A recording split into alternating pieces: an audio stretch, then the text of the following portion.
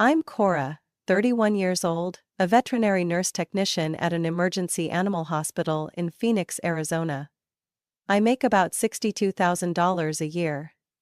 Not a fortune, but enough to live on if you know how to stay away from temptations like Starbucks and end-of-season clearance racks. I started my journey to buy a house when I had just turned 21. While my friends poured money into travel, fancy weddings, or whatever adulting thing they thought they needed, I lived like a college freshman, bulk ramen, thrift store clothes, and a 2002 Toyota Corolla that rattled like I was gambling with fate every time I turned the key. The apartment I rented was about the size of someone else's living room, and I shared it with two roommates, one culinary student, the other a night shift waitress. We had an unspoken rule. Whoever woke up last had to kill the roaches. I always got up early. Every shift at the hospital was a battlefield.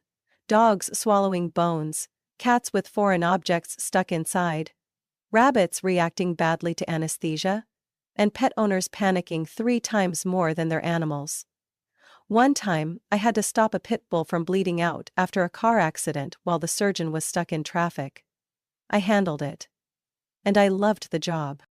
But in exchange, I had no holidays, no vacations, no real birthday parties. Every extra hour worked went into a savings account I named Cora's House. I didn't spend on myself. I didn't rack up credit card debt. I didn't even have Netflix until I turned 28. Then there's my sister. Shelby, 34 years old, 3 kids by 3 different men, never held a job for more than 6 months. She lives like a chaotic mix of a fashion blogger and someone completely dependent on handouts. She calls motherhood a full-time job. But in reality, it's our mom doing the babysitting, while Shelby networks with her pyramid scheme friends. I don't hate Shelby. I just don't get how, in the same family, I had to scrape for every dollar while she always had the newest iPhone, designer bags, and Instagram photos from a Mexico resort every few months. And to be fair, her main sponsor is none other than my dad, Richard. Richard always has a reason for Shelby's spending. When I asked how she could accidentally blow her child's tuition money on clothes, he just laughed. She needs confidence to raise them well.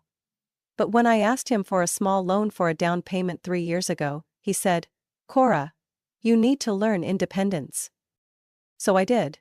10 years, not a single cent from family. I learned to fix plumbing from YouTube, to cook from TikTok, and every time something unexpected happened, like car repairs or wisdom teeth, I handled it without calling anyone. Last month, I bought my first house, a small, flat-roofed, 3-bedroom home on the outskirts of Mesa. It's not fancy, the walls have cracks, the backyard is full of weeds, and the bathroom still has a powder pink toilet from the 1980. But it's mine. I stood in the empty living room the day I got the keys and cried. No one witnessed it, no one clapped, there was no champagne or party, just me, and the quiet victory of a decade's worth of grit. I didn't realize how resilient I was until I finally got it. My first home. Truly mine. Not because someone gave it to me, not because I deserved it more for having kids, but because I worked like every day was my last shot at freedom. I still remember the moment Shelby announced to the whole family that she was going to become the CEO of a revolutionary wellness brand. I was standing in Mom's kitchen chopping onions and nearly cut myself from laughing. According to Shelby, her brand would combine organic detox tea with moonlight healing therapy. I didn't even get the chance to ask how she planned to package moonlight before my father, Richard, nodded like she had just announced a breakthrough cancer vaccine. Bold idea, Shell. I'll help you get started. In our family, "I'll help" meant Richard was pulling out his wallet, and no one opened that wallet faster than he did for Shelby.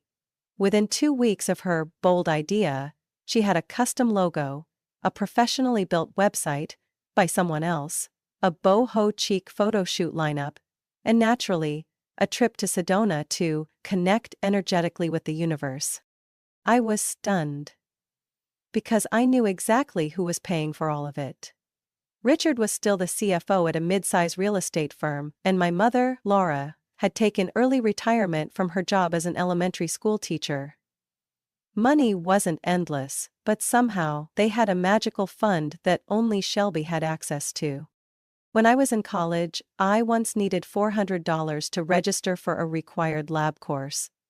I called Dad, hoping he'd help. He answered in 5 seconds flat. "Cora, you need to learn how to plan ahead. We can't always bail you out." I ended up charging it to a credit card, paying nearly 20% interest just to graduate on time. Meanwhile, Shelby got $5,000 from him to invest in a dropshipping business for cat grooming brushes. That project lasted 11 days. She announced the market no longer aligned with her energy and pivoted to selling essential oils for activating feminine intuition. I didn't even know intuition came in 25 milliliter glass bottles. While I worked 10 to 12-hour shifts, Shelby continued living at our parents' house. Rent-free, chore-free, dinner-free. Laura, the same woman who used to make me wash dishes 3 times a week as a teen, now willingly played nanny, chauffeuring the kids and helping with Shelby's personal brand photo shoots.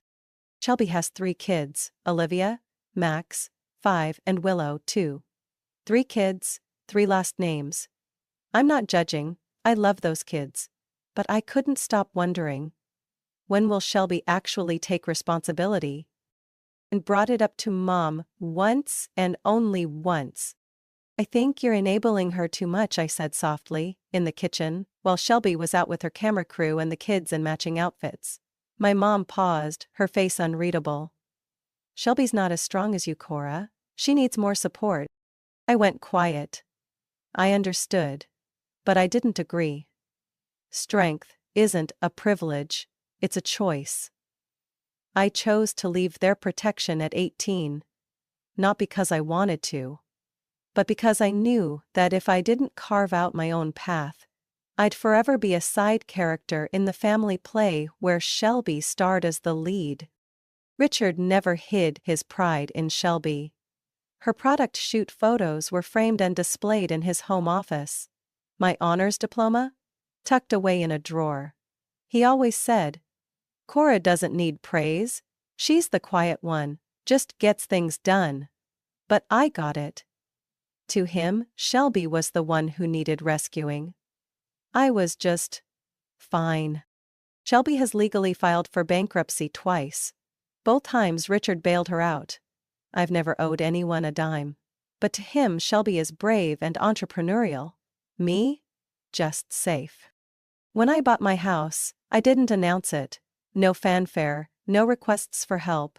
I sent a photo of the keys to the family group chat. Shelby replied with a yawning emoji. Richard said nothing for 2 days. Then he texted, "Good job, Cora. If you want, Shelby and the kids can stay with you a few months to get settled." I didn't respond. But at that moment, something became painfully clear. I had just bought a house. And they still wanted me to live like a guest in it.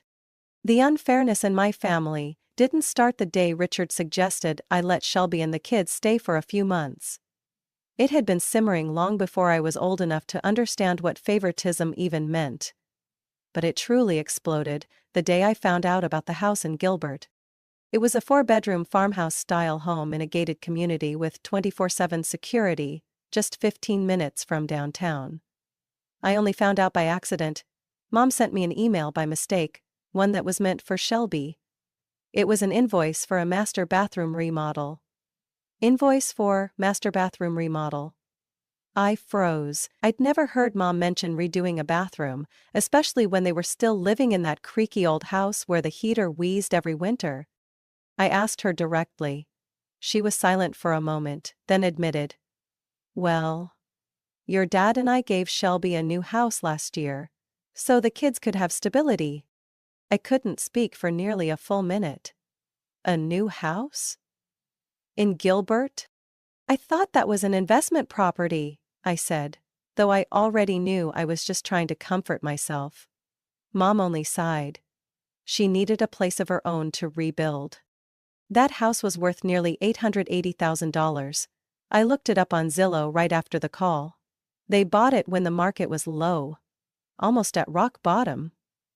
A few months later, Shelby had her own private pool, a robot lawnmower, and a garage big enough for both an SUV and the pink Jeep she'd just posted on Instagram. Me? I had just replaced the roof on my modest old house using 3 years' worth of savings. I took time off work to paint my own living room because I couldn't afford a contractor. I was still using a dishwasher from another decade that clanked like an ancient washing machine every time it ran. I wasn't angry that she got a house. I was angry that they acted like I didn't exist. No offer. No discussion.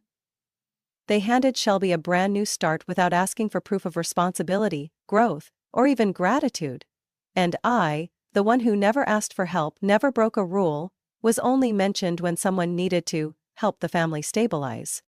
After that, I started paying more attention. The bills under Dad's name were clearly for Shelby, like a $250 a month high-speed internet plan, routine lawn care service in Gilbert, and plane tickets to a female entrepreneur soul retreat in Palm Springs. That entrepreneur hadn't earned a single dollar legally, as far as I could tell. Then it all spiraled when Shelby sold the house. She called it a strategic decision. I called it a textbook Shelby meltdown. She sold the house less than a year after moving in, making close to $90,000 thanks to market growth and upgrades, paid for by my parents. Where did that money go? Part of it funded a branding partnership with a guy named Dustin, a part-time rapper and self-proclaimed global marketing strategist, selling full courses on TikTok. Dustin lived in LA and posted videos about attracting wealth energy by taping cash to the ceiling and meditating beneath it. Shelby put $100,000 into his studio, which turned out to be a rented warehouse in a sketchy neighborhood. The rest? Shelby launched a light healing garden, basically a round tent made of bamboo poles and white fabric, where she hosted meditation workshops and sold $25 celery juice bottles labeled Celestial Flow Elixir. Richard ignored it all. When I asked, he simply chuckled. Shelby hasn't had your luck, but she'll manage, she has vision. I held back a bitter laugh. Vision? That vision had cost the family an entire house and piled on a mountain of quiet debt. I knew what Richard saw in me, the frugal vet tech who stayed afloat. And Shelby? She was the daughter who needed support to grow. But no one seemed willing to face the truth. Shelby wasn't growing. She was just changing the label on each failure.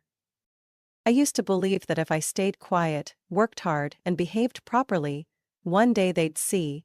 But now I know, some people only see what they want to believe, even when the truth is right in front of them. It was a Monday afternoon, after an 11-hour shift. I still had cat blood on my scrubs and a migraine pounding behind my eyes from lack of sleep.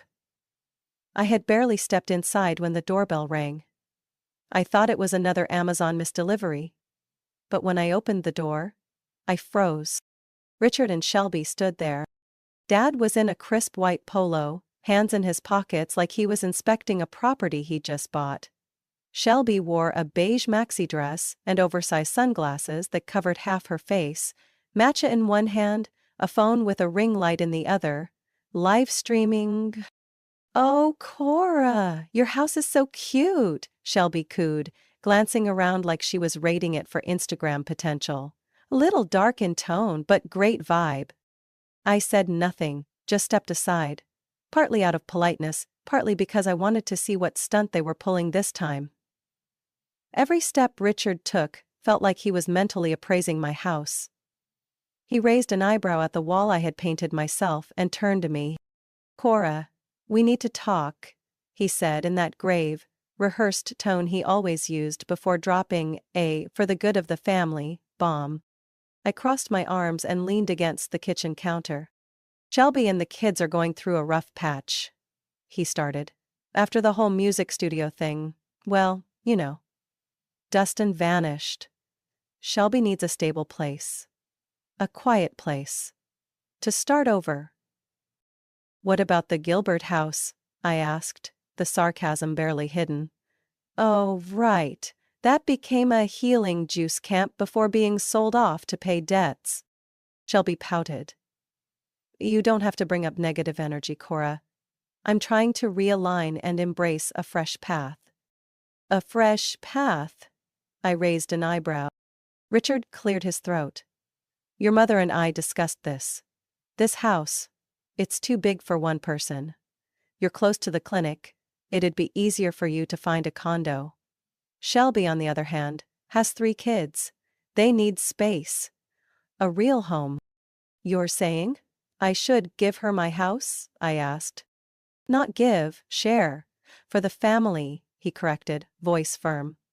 If you truly care about your nieces and nephew, this is the right thing to do. Shelby stepped forward, hand on my shoulder like we were at an award ceremony. Don't worry, sis. I'll redecorate. Feng shui friendly for the kids. And if you want to crash here for the first few weeks, that's fine too. I brushed her hand off, blood boiling. This is my house. I worked nearly 10 years to buy it. Every dollar came from me, not a cent from anyone in this family. And now you show up asking me to move out so your golden girl can start over for the umpteenth time? Richard's gaze turned cold. Cora, if you don't understand the value of family, maybe you should reconsider your place in the will. Shelby finally looked up from her phone, eyes gleaming despite her angelic tone. You know Mom and Dad always want what's best for both of us. But if you won't help me, at least don't stand in my way. I just want the best for my children. I laughed for the first time during that entire exchange. A dry, humorless sound. I'm the only one here who's never received anything from Mom and Dad. Shelby got a house. She sold it. Then threw 6 figures at fantasy projects. And now she comes here, with what right, to claim mine. Richard stepped closer, voice low and commanding. Think carefully. This is your chance to prove you're part of this family. Don't force me to make a difficult decision. Like cutting me from the will? I shot back. If that will is just a reward for blind obedience, I'd rather be erased from it today. Silence. Shelby had already turned off her live stream. Richard stared at me for a few more seconds, then gave a slow nod. You'll regret how you spoke today. I straightened, walked to the door, and threw it open. Get out of my house. Shelby and Richard left my house that day looking like they'd been personally insulted to the core. But I didn't care. The rage had settled into something colder. A quiet resolve that comes when you've been dismissed long enough to stop seeking approval. I knew this wasn't over. Shelby didn't know how to give up. And Richard? He saw my refusal to comply for the family as betrayal. So, I got ready. Truth is, I had been ready for years, not because I predicted they'd show up demanding my house, but because I'd learned to protect myself ever since I realized I had no one backing me. I called it the Miller Family Survival Plan. Funny name. Dead serious contents. I opened the safe and pulled out a thick, black folder. Pages of documents, bank transfers, social media screenshots, emails, even credit card statements from the time Richard had me manage his account while Mom was in the hospital. Page 1. The Gilbert House. Proof Shelby's name was on the deed, not some family investment like they used to say. The purchase value was $882,000. She sold it 8 months later for $934,000. I had the Zillow listing to prove it. Page 2. Bank transfers Richard had made to Shelby in the past 3 years. Over $390,000, not including cash, kids' tuition, health care, or their Bali retreat. Every figure backed by statements, texts, and Shelby's own brag posts. Blessed to have a generous dad. Page 3. Photos of the Celestial Flow Elixir Light Retreat. I even saved the comments from attendees who accused her of serving tap water while claiming it was imported, Peruvian, mind juice. Page 4. Invoices for Dustin's sound healing studio. The guy who starred with Shelby in a viral Invest in Art therapy video then disappeared after 2 months. Shelby called it a spiritual trial. I called it fraud. I didn't gather this for revenge. I gathered it because sometimes people need receipts when memory becomes convenient. The next day, I called Richard. No texts, no emails, just a call. He answered on the fourth ring. Voice cold, controlled. Cora? Do you have time to meet today? I asked. This afternoon. Don't bring Shelby. This is between you and me. He hesitated, then agreed.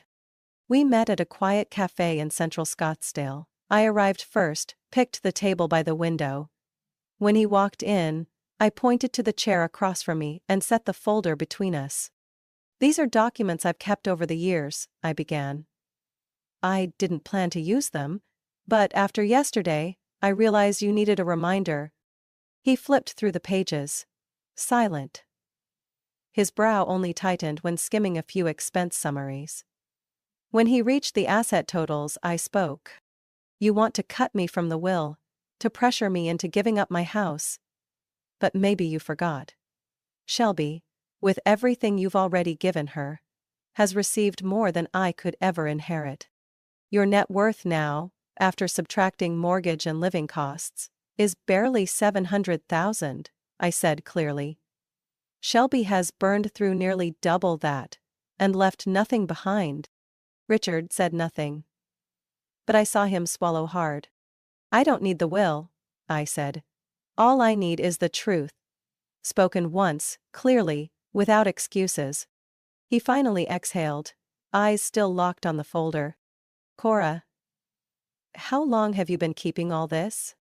Since the day Shelby sold that first house, I said. Right after I saw your face. Not angry, not disappointed, just quietly upset that you lost money. Not because of Shelby, but because I saw it.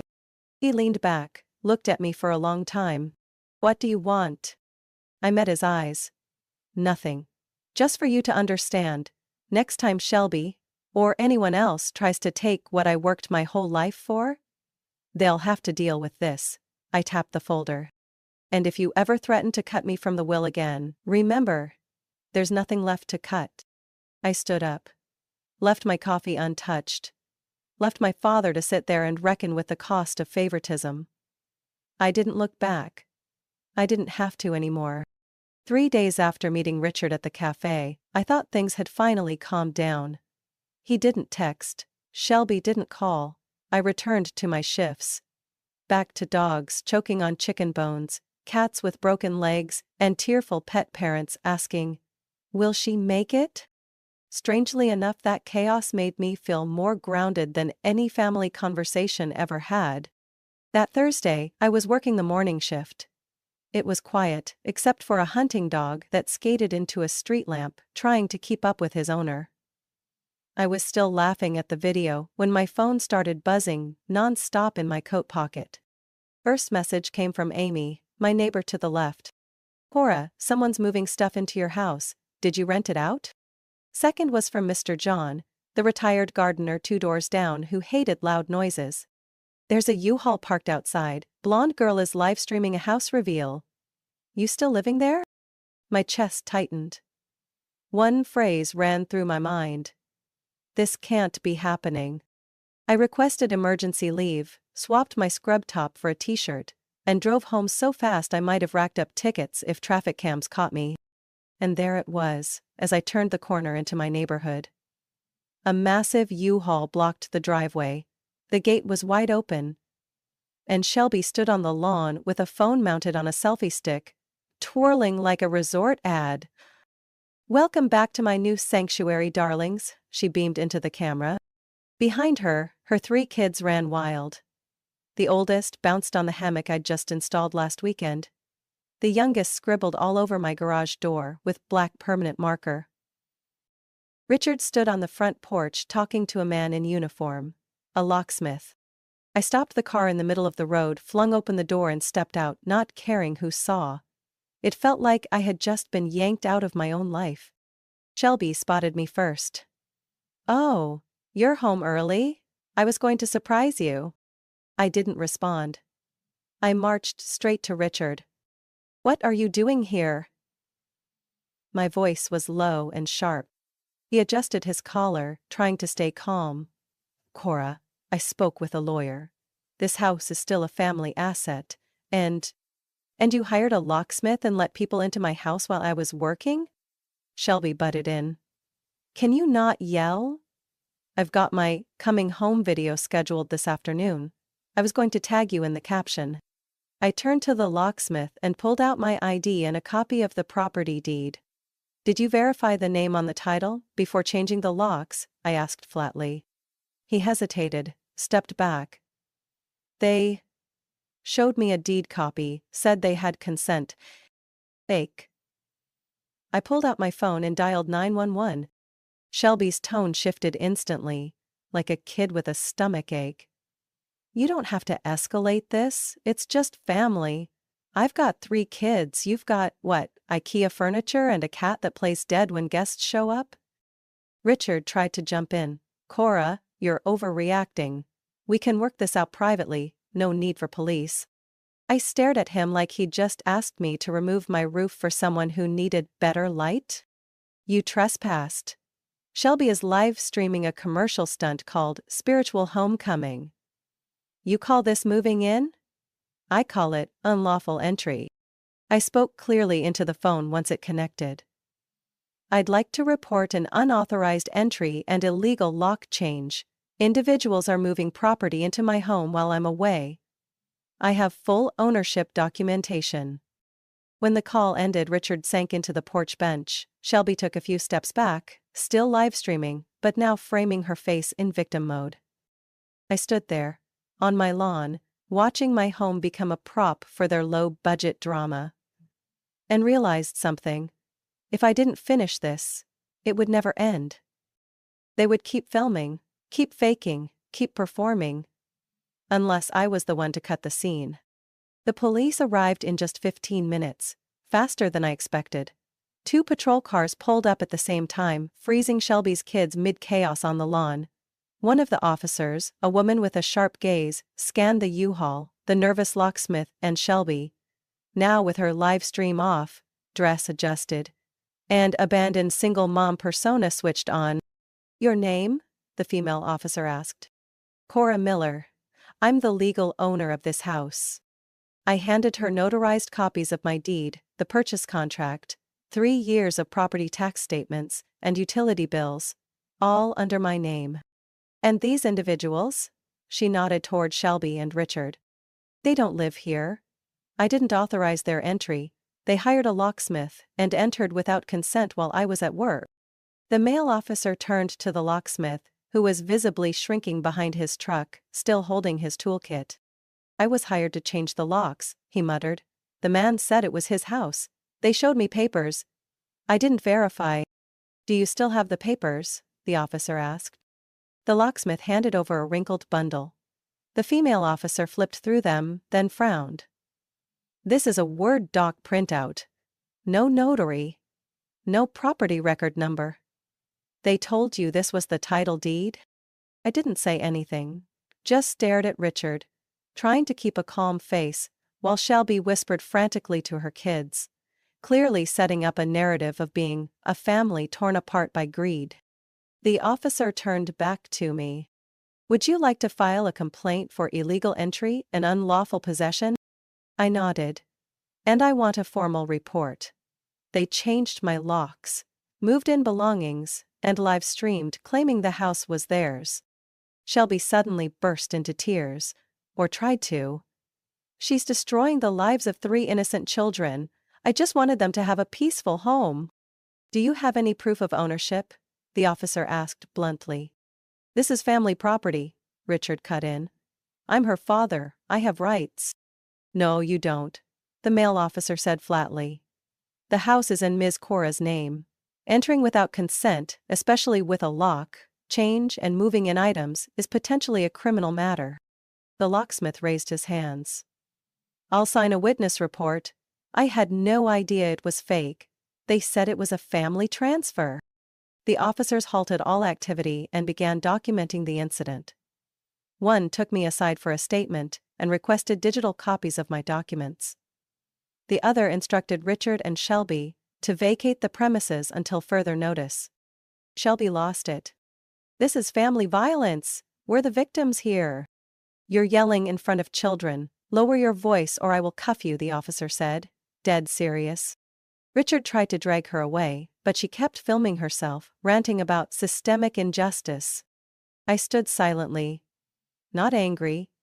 Not triumphant. Just tired. But that fatigue didn't erase the truth. They'd crossed the final line. Before leaving, the female officer turned to me. You'll receive the official report within 24 hours. If you choose to pursue legal action, retain all evidence. Photos, social media posts, everything. I have it all, I said, and I don't plan on letting this go. As the U-Haul reversed and rolled away, leaving tire marks on the new concrete, I walked into my house, the door still unlocked, and turned the bolt. The living room was a mess. The couch was pushed out of place, the rug stained. A corner of the ceramic vase my mother gave me chipped. All of it could be fixed. All of it. Except the faith I had in the two people I once hoped would choose to do what's right. I pulled out my phone, opened my cloud storage and began uploading every file, every photo, every clip. With one note attached.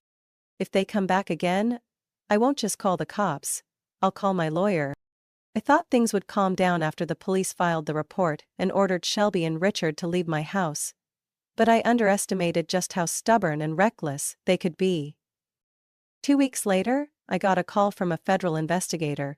They had opened a formal case based on the evidence I submitted, from the unlawful entry to the forged documents. But that was just the tip of the iceberg. The investigator, Bailey, calm but sharp, asked if I had copies of Shelby's social media videos. I sent the full folder I had saved, clips of her showing off brand collabs, sponsored gifts, unboxing beauty products, clothes, hair tools, all tagged with ads and real company names. Bailey called me back 2 days later. Her voice had shifted. It wasn't just professional anymore, it was disbelief. She's received sponsorships from over 40 brands in the last 18 months. No signed contracts. 12 of them said she failed to deliver content. 6 say they never agreed to a deal. And 3 issued legal warnings for fake engagement stats. I wasn't surprised. She's using fake accounts to like, comment, and boost herself, Bailey added. Also, mall surveillance in Chandler caught her 2 months ago, putting items in her bag and walking out unpaid. That case is pending charges. And Richard? I never meant to drag him into this. He was biased, cold, unreasonable. But I never imagined I'd help unravel his entire legacy.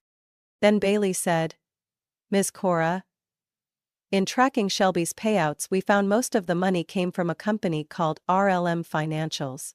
Do you recognize that name? I froze. RLM, short for Richard Lawrence Miller, was my father's firm. He'd been CFO for over 15 years, and according to Bailey, he had created a fake, experimental marketing expense category to funnel hundreds of thousands of dollars from company funds into his daughter's account. That's embezzlement, she said. If we confirm there was no approval from other executives, he'll be facing criminal charges. Less than 3 weeks later, Shelby was arrested while setting up for her Healing Through Dance workshop at a rented studio. The video of her in handcuffs hit social media within hours, posted by a former fan who'd paid $599 for a course Shelby never held. Richard went silent. 1 week after Shelby's arrest, he was placed on administrative leave. They sealed his work devices and began auditing 7 years of tax records.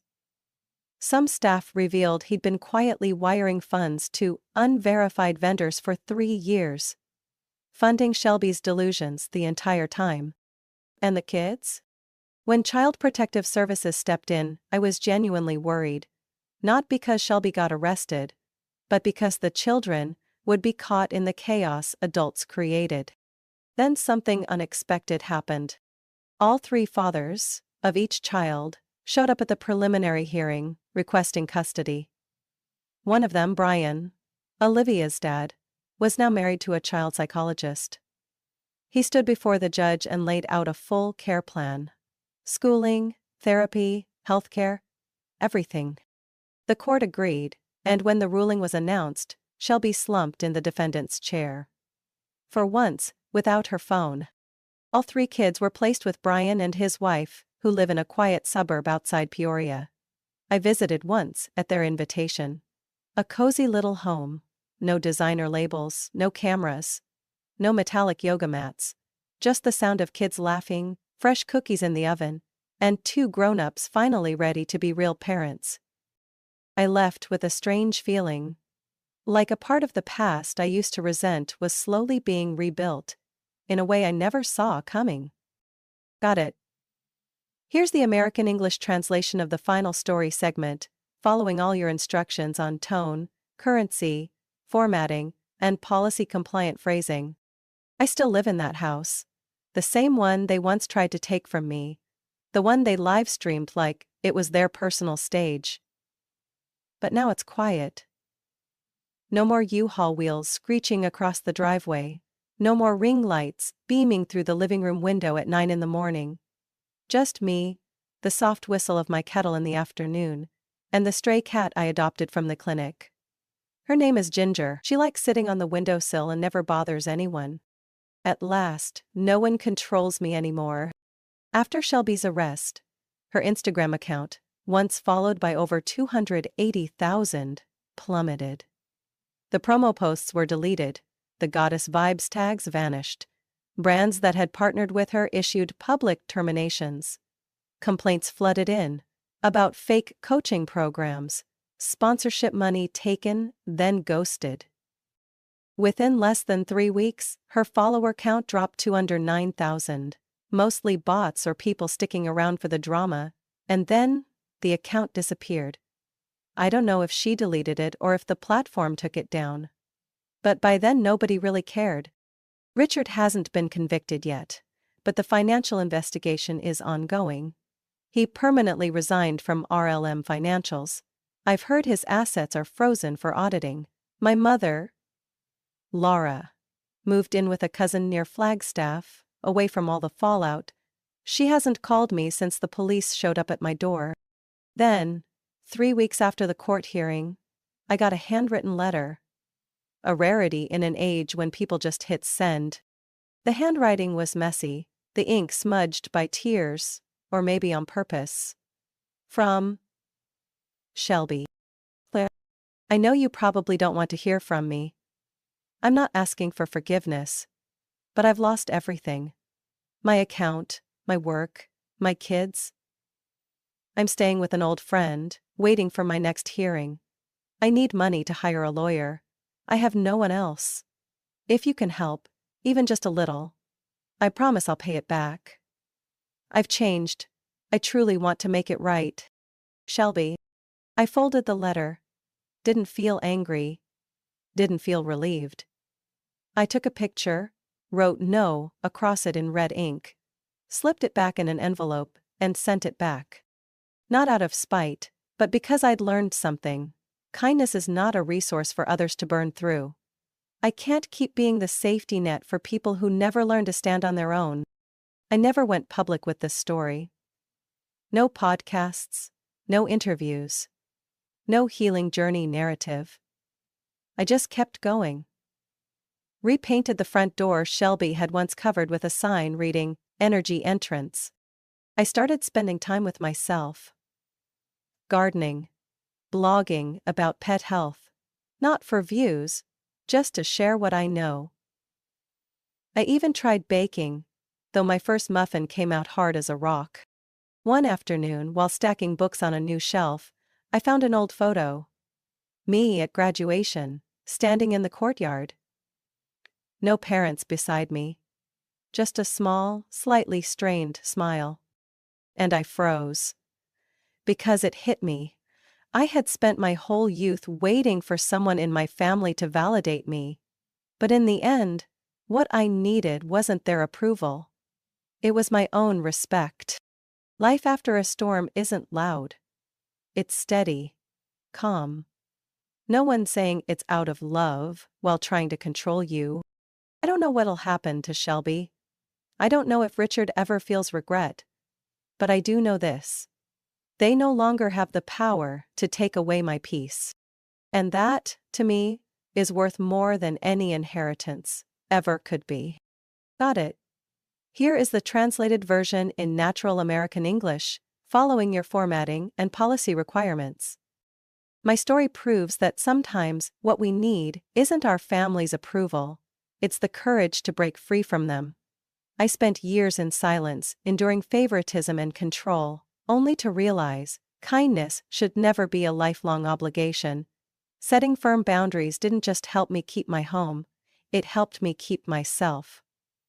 In real life, peace doesn't come from being loved the right way, but from loving yourself enough to walk away from what no longer deserves you. What do you think about Cora's choice? Was she too harsh? Or was she finally protecting what she truly deserved? Share your thoughts below, and don't forget to follow the channel for more powerful, real-life family stories.